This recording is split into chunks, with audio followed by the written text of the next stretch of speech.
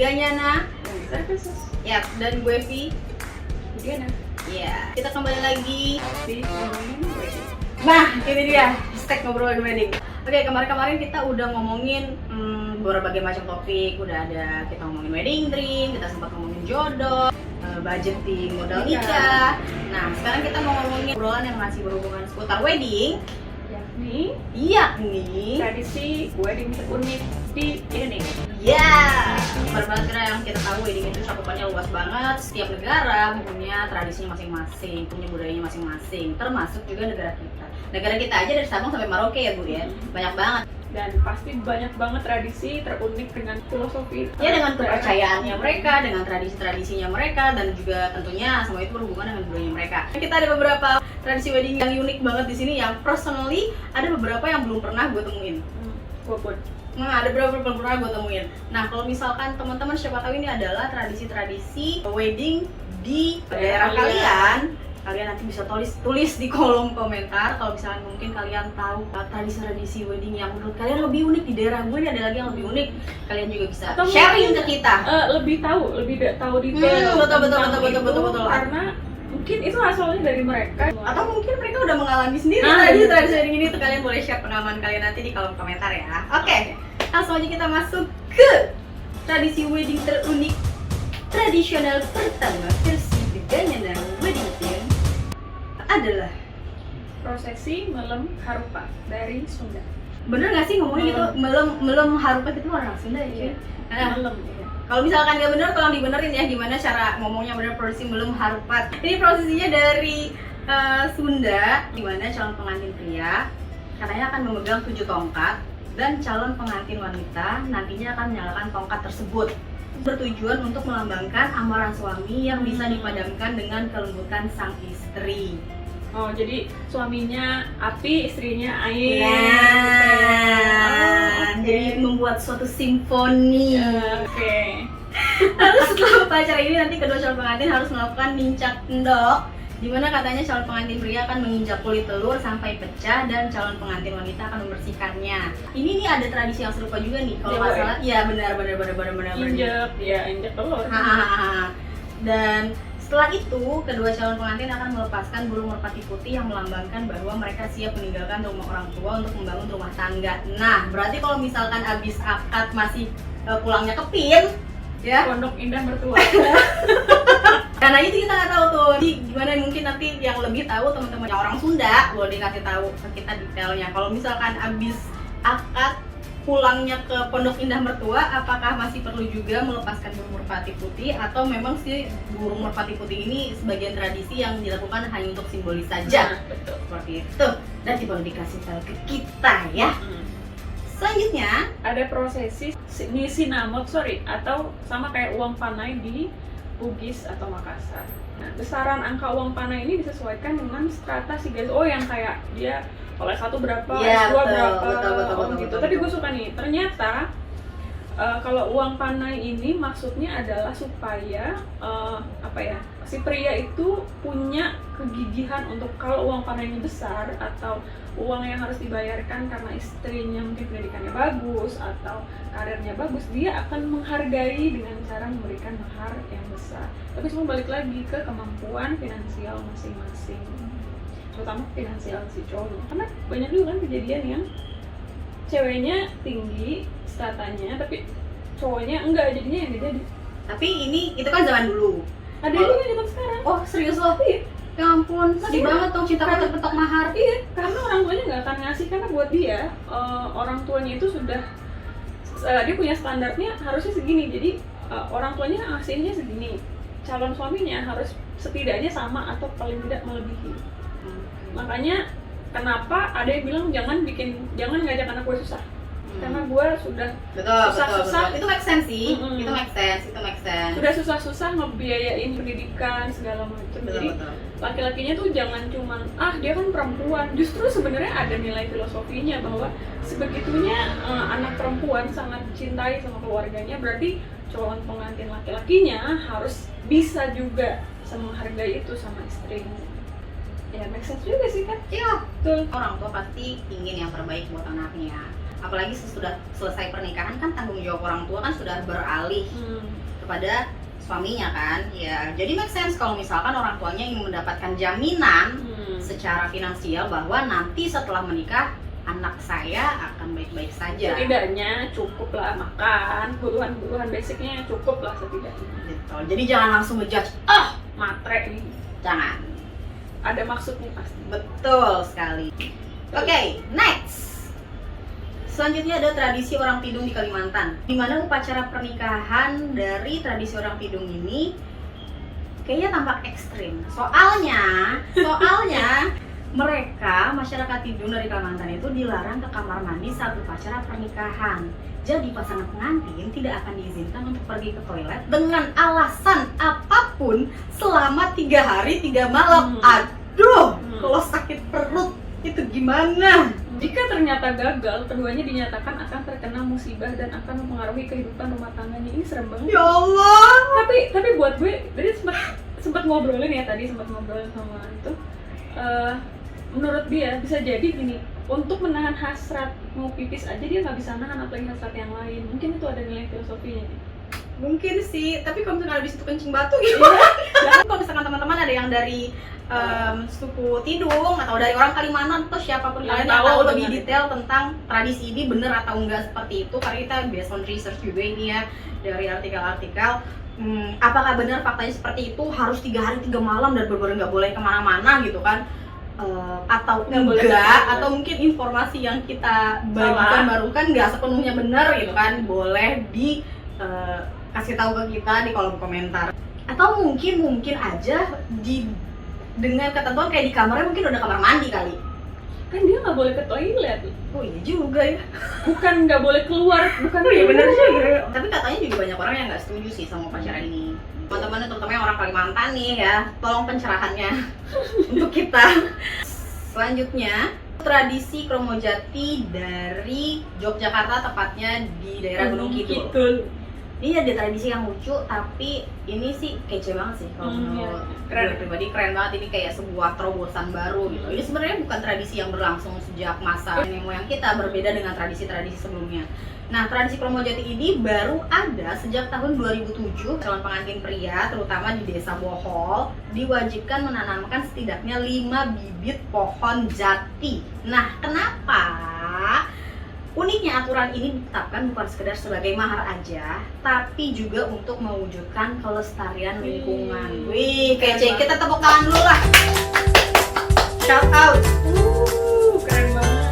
Seandainya semua daerah di Indonesia, terutama Jakarta, bisa menetapkan hal ini, tidak akan Di mana mau terjadi. nanam pohon jati Juga sih. coy, semuanya udah jadi.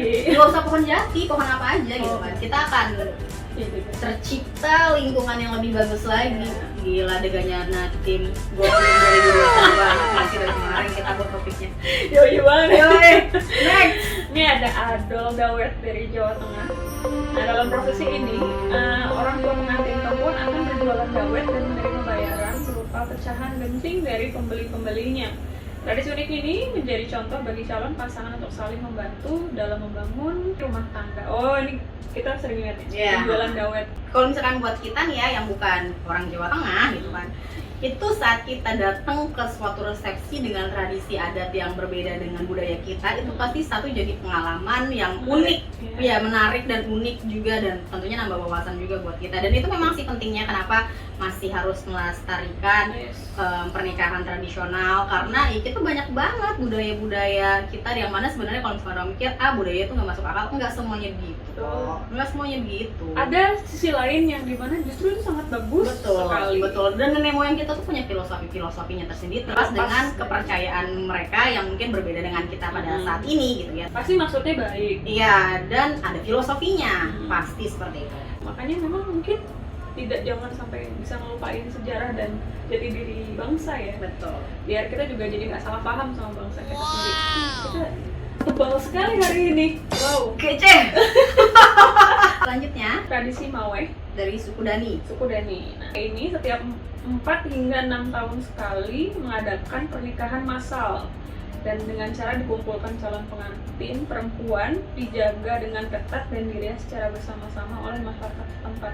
Menghemat budget Mungkin atau sekalian. Iya mungkin, atau juga mungkin memang untuk memperkuat Silaturahmi antar komunitas, antar warga, Kan, antar tapi gue populasi. pribadi gue suka loh dengan konsep nikah massal. Jadi maksudnya pertama menghemat budget, yang kedua kita bisa sama-sama saling kenal kan antar yang mau nikah gitu ya. Dan maksudnya malah menurut gue itu sangat gotong royong dan Indonesia sekali sih menurut gue. Gue pribadi belum pernah loh datang ke pernikahan Gue pernah massal sih, atau waktu sekali. atau ngerjain project pernikahan massal, belum pernah. Gue gak pernah ngerjain, tapi gue pernah datang. Maksudnya gue kenal cuma satu, tapi kita harus kayak salaman ke semua gitu. Iya, jadi maksudnya seru walaupun kita gak kenal, tapi bareng gitu. Oh, gitu. Tapi kalau yang gue tahu ininya beda ya, maksudnya pelaminannya beda-beda. Oh, oke. Tapi kalau ada yang mau, silahkan bareng. Gak apa-apa. Terus ngisi buku tamunya gimana? Iya Bareng-bareng? satu, enggak satu. Selanjutnya ada tradisi Bakenakau dari Pulau Buton. Dalam tradisi Pulau Buton atau suku Buton, keluarga pengantin akan membagi-bagikan uang kepada para perempuan yang belum nikah. Uang ini disebut dengan Bakenakau. Konon, wanita lajang tersebut akan segera menyusul menikah jika membelanjakan uang tersebut untuk membeli benda-benda atau makanan yang manis. Gitu. Jadi kalau misalkan kita kan tradisi di sini lempar bunga pas resepsi, nanti yang dapat si bunga itu kan katanya nanti next ke nikah gitu. Mirip-mirip gitulah. Atau enggak yang lagi salaman terus nyolongin Bunga kantil. Kantilnya itu, kantilnya Pengantin. Nah, makanya uniknya budaya itu seperti itu ya, meskipun kayak mungkin berbeda daerah, berbeda bahasa juga, tapi ada beberapa budaya yang mirip sama atau mungkin berkaitan antara budaya satu dan budaya lain. Itu uniknya budaya negara kita. Terus ada tradisi tepung mawar dari Tepung tawar. Tradisi tepung tawar dari suku Melayu.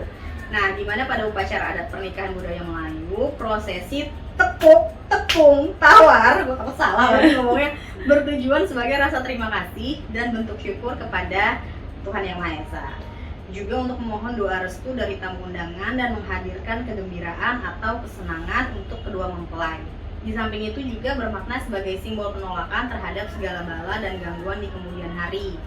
Upacara ini juga dilakukan oleh keluarga terdekat. Jadi nggak semuanya tamu undangan yang datang ke acara pernikahan itu ngasih ikut upacara tepung tawar. Maksudnya apa sih begini? Jadi itu dia kayak dikepretin gitu loh. Bahasa kitanya. Iya, jadi nanti ada air mawarnya, nanti dicipratin ke punggung tangannya pengantin, terus juga nanti ada tepung tawarnya, nanti itu akan dibalurin ke punggung tangannya pengantin. Iya, terus nanti akan ada bunga rampai. Nah, bunga rampai itu nanti akan Ciprat. Bukan. Disebar, ditaburkan. Disepret.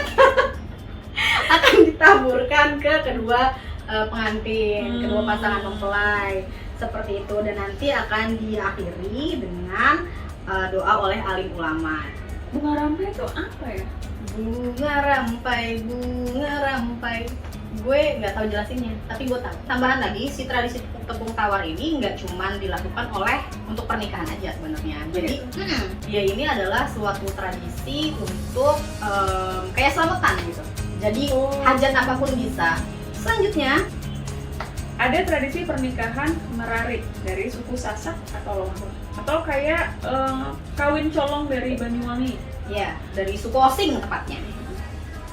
Dalam tradisi ini, si calon pengantin pria harus menculik calon pengantin wanita dulu sebelum dinikahinya. Oke.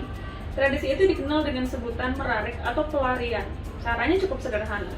Gadis pujaan itu tidak perlu memberitahukan kepada kedua orang tuanya. Bila ingin menikah, gadis itu akan dibawa. Namun tentu ada aturannya. Mencuri gadis kemudian melarikannya harus dilakukan dengan membawa beberapa orang kerabat atau teman. Selain sebagai saksi, kerabat yang dibawa untuk mencuri gadis itu berperan sebagai pengiring dalam prosesi merarik. Dengan catatan, gadis itu tidak boleh dibawa langsung ke rumah lelaki, melainkan harus dititipkan ke kerabat laki-laki dulu. Setelah mengetahui anak gadis itu tidak pulang ke rumah, orang tuanya biasanya melaporkan kejadian tersebut ke kepala daerah setempat. Setelah itu, calon pengantin pria akan datang bersama keluarganya ke rumah orang tua sang gadis untuk memberitahukan bahwa anak gadisnya telah melakukan kawin lari. Tanda kutip. Ya, quote and quote kawin lari bila dari kedua belah pihak setuju dengan pernikahan tersebut, maka akan dibahas tentang upacara pernikahan secara lebih detail. Ini lah makanya bilang budaya itu unik. Kalau misalkan di tradisi gue kawin lari, wow, bumi goncang ganjing. Jadi ini kayak simbol gitu. Jadi mungkin kalau misalkan keluarga tahu anak perempuannya, anak gadisnya sudah punya calon, terus pada suatu hari anak gadisnya nggak ada di rumah gitu kan. Oh, lapor ke Pak RT gitu kan, kepala desa. Anak saya nggak ada. Oh, anak bapak mau nikah gitu. Karena di sini ada jelas nih ketentuannya bahwa calon pengantin pria atau laki-laki yang ingin dinikahi oleh si anak gadis tersebut harus membawa pihak keluarga atau kerabat. Nah ini kan sebagai penanda, jadi bahwa memang itikadnya baik, bahwa nggak bawa kabur anak orang, dan ternyata dibawanya pun nggak dipulangkan ke rumah si laki-lakinya, tapi kerabat keluarganya, dimana itu menjelaskan bahwa mereka belum tinggal serumah sebelum halal, ya kan. Nah baru tuh akhirnya terjadilah permusyawaratan. Oke, anyway tadi teman-teman itu dia beberapa tradisi wedding unik di Indonesia versi dengan Nyana Wedding Team. Kalau misalkan kalian tahu tradisi lain yang menurut kalian lebih unik lagi, kalian boleh sharing ke kita. Kalau misalkan mungkin tadi ada beberapa info atau kesalahan kata yang kita share atau ucapkan tadi, teman-teman juga boleh banget benerin informasinya atau boleh benerin pronunciation kita. Bahkan benerin kalau memang kita salah interpretasi maksudnya. Betul. Kita dengan senang hati. Namanya kita berbagi informasi ya teman-teman ya. Kenapa kita ngomongin tradisi wedding tradisional? Karena juga ada message-nya di sini. Makin kesini nih makin marak banget pernikahan dengan tema nasional. Banyak yang suka males ngelakuin wedding tradisional dengan alasan satu, aduh ribet nih, banyak banget prosesnya, bla bla bla segala macam. Dan pasti biayanya juga lebih kepentok juga biaya. Nah tadi kita kenapa kasih itu supaya untuk mengingatkan teman-teman bahwa kita punya budaya yang harus kita lestarikan. Yes. Kalau ada dana lebih, kalau mau internasional bisa, nasional juga bisa. Jadi bisa saling mengenal antar budaya dari pengantin laki-laki atau perempuan, jadi ada variasinya gitu. Pokoknya intinya adalah kita cuma mau ngingetin aja buat teman-teman kalau misalkan wedding tradisional itu juga asik kok, dan kalau misalkan memang kebetulan teman-teman punya budget yang cukup untuk bikin wedding tradisional dengan segala macam prosesinya, do it! Well anyway, sampai sini dulu ngobrolin wedding episode hari ini. Kita ketemu lagi di topik-topik berikutnya. Jangan lupa teman-teman ya, kalau suka boleh di like, kalau nggak suka nggak apa-apa, tapi jangan di subscribe. Kalau misalkan mau subscribe silahkan, jangan lupa nyalain loncengnya di sini. Kalau misalkan ada yang mau kalian benerin, silahkan tulis di kolom komentar. Kalau misalkan ada yang mau kalian tambahin, silahkan tulis di kolom komentar. Kalau misalkan kalian mau ada topik yang kita omongin, silahkan juga tulis di kolom komentar. Oke, kalau gitu saya Visi Regar, Saya Dina Nazali, dan kami dari The Nyana Wedding Team pamit undur diri. Bye.